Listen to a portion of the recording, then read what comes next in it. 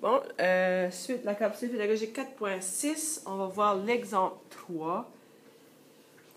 Voici ce que nous devons simplifier. Là, faites attention, ne paniquez pas. On vient de faire essentiellement la même chose dans exemple 2.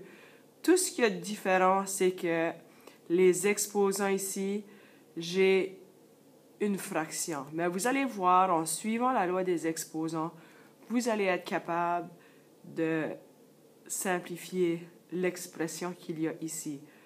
Ça fait, ce que je vais faire ici, le 8. Le 8 ici, c'est comme si j'avais 8 exposants 1. Et c'est la loi des exposants ici qui s'applique, où est-ce qu'à l'intérieur de la parenthèse, vous voyez, j'ai juste A, B, et on multiplie, ou on met le A en exposant du M qui est à l'extérieur des parenthèses et le B aussi. Ceci, c'est ce qu'on va faire avec le 8. Alors, le 8 va devenir 8 exposant 1 tiers. La prochaine loi des exposants, vous voyez ici que j'ai un exposant à l'intérieur des parenthèses et un exposant à l'extérieur des parenthèses. Et ce que je fais, je les multiplie ensemble. Ça fait, pour mes calculs, je vais faire 3 multiplié avec 1 tiers. 3, c'est comme 3 sur 1. Et ceci, ça me donne 3 sur 3. Et finalement, ça me donne 1. Alors, ça va être A à la 1. Mon prochain calcul, c'est B exposant 6 ici. Je vais faire le calcul 6 multiplié avec 1 tiers parce que je suis la même loi des exposants ici. 6, c'est comme 6 sur 1. Et je fais 6 fois 1, ça me donne 6. 1 fois 3, ça me donne 3. 3 dans 6 va combien de fois? Il va 2 fois. Alors, mon B va être B exposant 2. Ici, avec mon 8 exposant 1 tiers, je peux transformer ceci sous forme de radical. Où est-ce que, au dénominateur, ça devient l'indice de radical. Alors, je vais faire ma radicale. Et le 3 ici, c'est l'indice de radical. Et le 8, c'est la radicande.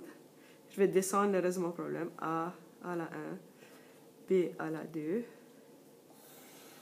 Et je sais que la racine cubique de 8, c'est 2.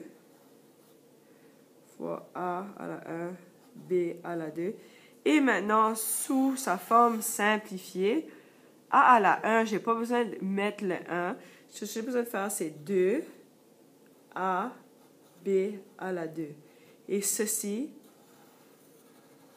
c'est mon expression sous forme simplifiée. Encore une fois, ne paniquez pas. On vient de faire quelque chose de très semblable dans l'exemple 2. Tout ce qui est différent, c'est que il y a des exposants qui sont des fractions. Ça fait... Ne vous en faites pas pour ça, vous allez être capable de faire ceci. Ce que je vais faire pour commencer, je vais enlever mes parenthèses et vous allez voir, je vais regrouper mes bases qui sont pareilles. Je vais mettre les X un à côté de l'autre et les Y un à côté de l'autre. Je vais X, 3, 2, multiplié avec X exposant 1/2, Y à la 2, Y à la moins 1. Et c'est assez simple, on suit la loi des exposants ici, on a les mêmes bases, on va juste additionner les exposants. Ça fait 3 demi plus 1/2. Ça me donne 4 demi. 2 va combien de fois dans 4? Il va 2 fois. Alors, mon X, pardon, devient X à la 2. Et je vais faire 2 plus moins 1. 2 plus moins 1, ça me donne 1. Et ça va être Y à la 1. Et sous sa forme simplifiée, je vais juste écrire X à la 2, Y. Je n'ai pas besoin de mettre le 1, l'exposant 1, lorsque je l'écris à la fin. Alors, ceci, c'est ma réponse. X à la 2, Y.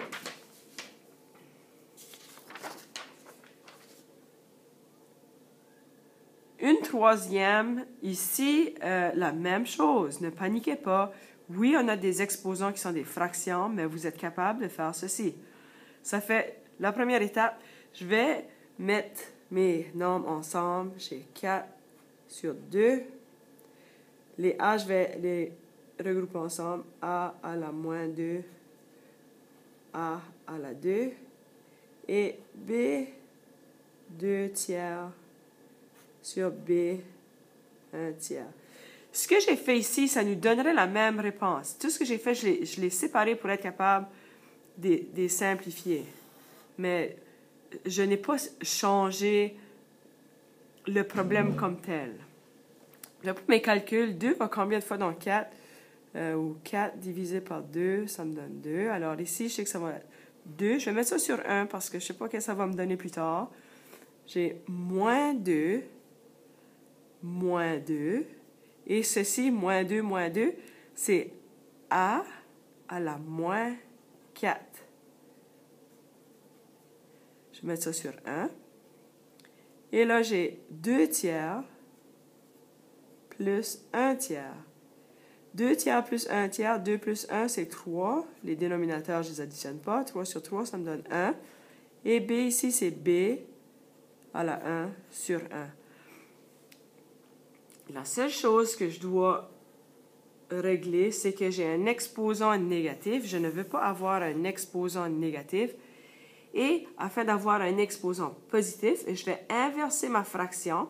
Mon 1 qui est au dénominateur va être au numérateur. Le A qui est au numérateur, je vais mettre au dénominateur. Et mon moins 4 va devenir plus 4. Si on regarde ceci, là, c'est ce que je vais faire.